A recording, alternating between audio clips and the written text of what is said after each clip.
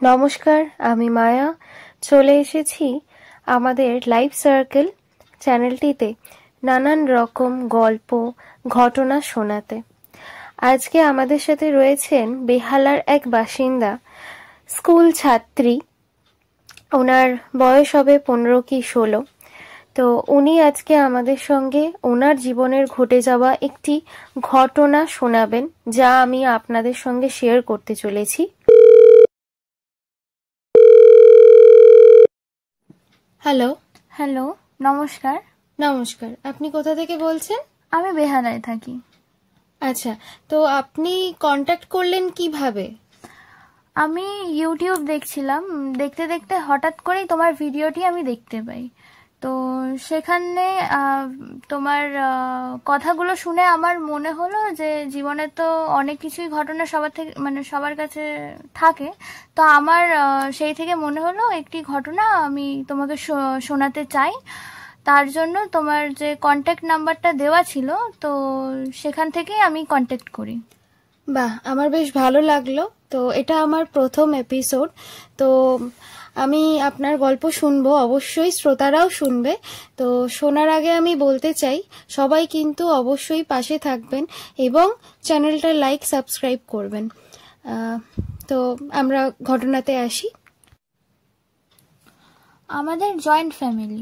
বাহ, joint family! এখনকার দিনে তো জয়েন্ট ফ্যামিলি খুব কম দেখতে পাওয়া যায়। তা কে কে আছে? আমাদের বাড়িতে জেঠু জেঠিমা, বাবা মা, দিদি ভাই বোন, সবাই আমরা একসাথে মিলেমিশে থাকি। তো সেই দিন আগে আমি আমাদের বাড়ির স্ট্রাকচারটা বলি। তো আমাদের অ্যাকচুয়ালি দুটো রুম। তো সেই দিন আমি এমনিতে আমার মায়ের সাথে আমি শুই। আচ্ছা। তো সেই দিন আমি আমার মায়ের সাথেই শুয়েছিলাম। এবার আমার যে বেডরুম বিছানাটা, সেটার উল্টো দিকে আয়না আছে, আর আমি যে দিকটা পা করে শুই, তো সেই দিকটা একটা জানলা আছে ছোট মতো। আমি সেই দিন আয়নাটায় পর্দা দিয়ে ঢেকে শুতে ভুলে গেছিলাম। ঠিক, পর্দা কেন? ন্যাচারালি সবার বাড়িতেই তো আয়না থাকে, সবাই শোয়ে। আয়না ঢাকা দেওয়ার বেশ একটা গল্প আছে, যেটা আমি ছোট থেকে আমার ঠাকুমা দিদার থেকে শুনে এসেছি। আচ্ছা। তো আয়নার ওপারেও নাকি একটা দুনিয়া আছে, যারা নাকি সবকিছু দেখতে পায় এই পারে। তো রাত্রিবেলা আয়নার ঢাকা দিয়েই শোয়াটা ঠিক। তো আমাদের বাড়িতে সেই নিয়মই চলে আসে। আচ্ছা, হ্যাঁ, এই জিনিসটা আমিও অবশ্য শুনেছি, কিন্তু আমি কখনো সেইভাবে জিনিসটা অতটা খেয়াল করিনি। ঠিক আছে, তাহলে গল্পে ফেরা যাক আবার। হ্যাঁ, তো সেই দিন আয়না ঢাকা দিয়ে শুতে ভুলে গেছিলাম। কাজের চাপ ছিল, এসে টায়ার্ড ছিলাম, শুয়ে পড়েছি একদম। তো আচ্ছা। হঠাৎ করে ওই হবে দুটো ছায়ামূর্তি জানলার দিকে আমি দেখতে পাই। তো আমি ঘুমোচ্ছিলাম, খুব সম্ভবত মনে হলো এটা স্বপ্ন দেখছি হয়তো। কিন্তু তাও রাত কটা? তাও রাত, ঘুমের ঘোরে তো 2:30-3টে হবে। তো সেই সময় আমি ভাবলাম যে স্বপ্ন দেখছি, তো জল খেতে উঠলাম। জল টল খেয়ে এবার শুতে যাচ্ছি, মনে হলো আমার নাম ধরে এতটাই জোরে ডাকছে যে আমার মাথা কান ভারী হয়ে যাচ্ছে এবং আমার শরীরটা ভীষণ রকমের খারাপ লাগছিল। কে দাঁড়িয়ে, কেন দাঁড়িয়ে? না না না, দুটো পুরো ছায়া মূর্তি ছিল, কোনো স্পষ্ট কেউ আমি দেখতে পাইনি। আমি একদম আবছা দুটো ছায়া মূর্তি দেখেছি। তো আমার তারপর এত জোরে নামটা ডাকছিল আমার, তো আমার এতটাই শরীরটা খারাপ হয়, তো কান মাথা এতটাই ভারী হয়ে যায়, আমার আর কিছু মনে নেই। এরপরে হঠাৎ করে মা আমাকে ডাকছিল, তা আমি সেটা শুনতে পেলাম। সেটা শুনে আমার হুঁশ এলো, আমি বিছানায় নেই। আমি বারান্দায় দাঁড়িয়ে আছি, যদি বারান্দার আমাদের জায়গাটা ঘেরা, পুরোনো দিনে কি হয়, হাফ থাম দেওয়া, বাকিটা খোলা থাকে। তো সেটা ঘেরা ছিল, আমাদেরও বাড়িতে তাই আছে, ঘেরা ছিল। তো ওইটা ঘেরা না থাকলে আমি হয়তো বিপদ ঘটে যেতে পারতো। হ্যাঁ, তাই। তো আমি ওইখানটায় চলে গেছিলাম। তো এবার হুঁশ এলো তখন, তো মা হঠাৎ করে টেনে নিয়ে এলো। আমি না চমকে গেছিলাম একদম, যে কি হলো ব্যাপারটা। তখন মা বললো যে তুই ওখানে কি করছিলে এত রাত্রেবেলা। তো এবার আমি বললাম যে আমার কিছু মনে নেই, আমাকে কেউ ডাকছিল আর হঠাৎ করে আমি এখানে আসি। তো তারপরে আমার এই জিনিসটা হওয়াতে আমি মুখে হাত পায়ে জল নিলাম, আমার জ্বর চলে এসেছিল, একদম কি আর বলি, খারাপ একটা পরিস্থিতির সৃষ্টি হয়েছিল। সেই রাতে তো আমার ঘুম হয়নি, একটা খুব বাজে একটা ব্যাপার হয়েছিল। তো এটাই যে এটার মানে কি ছিল জিনিসটা, এটা কি মানে কি আপনি কি ভূত বলেই বা কোনো কিছু বলেই দাবি করছেন?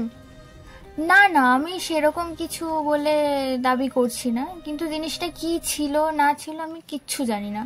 এটা একটা ব্যাড এক্সপিরিয়েন্স, তো তাই জন্য এই ঘটনাটাই আমি আপনাকে শেয়ার করলাম।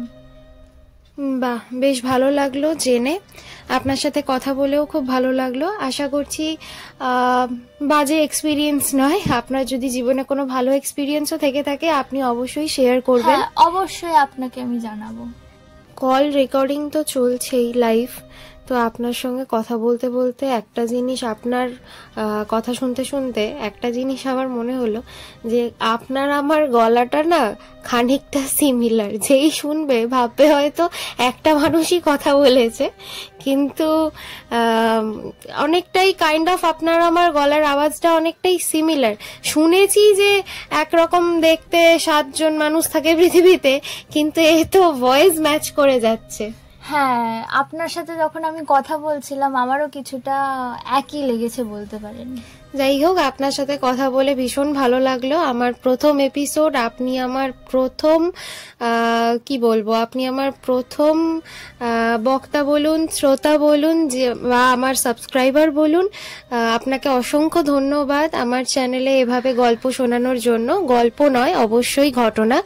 আজ আমরা শুনলাম একটা ভৌতিক বা অলৌকিক ঘটনা, যেটার ব্যাখ্যা উনি নিজেও দিতে পারেননি যে কি ছিল বা কি ঘটেছিল আদেও ব্যাপারটা। তো ভৌতিক বলে আমি দাবি করব না, এটাকে ভৌতিক বা অলৌকিক ঘটনার মধ্যেই রাখবো।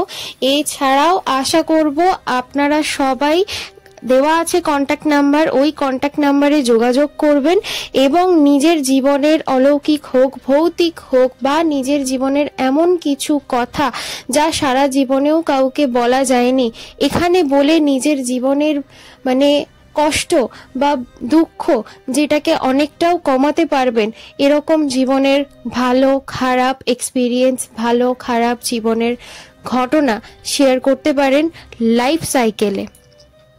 এখানে শুধু লাইভ কল বা লাইভ ভিডিও কল নয়, এখানে গল্প পড়েও শোনানো হয়। তো আপনারা, নাম্বার দেওয়া থাকবে ডেসক্রিপশন বক্সে, আপনারা অবশ্যই ওখানে হোয়াটসঅ্যাপে আপনাদের গল্প লিখে পাঠাতে পারেন। আমি সেই গল্পগুলিকে পড়ে শোনাবো এবং সবার সাথে শেয়ার করব। আশা করছি সবার ভালো লাগছে।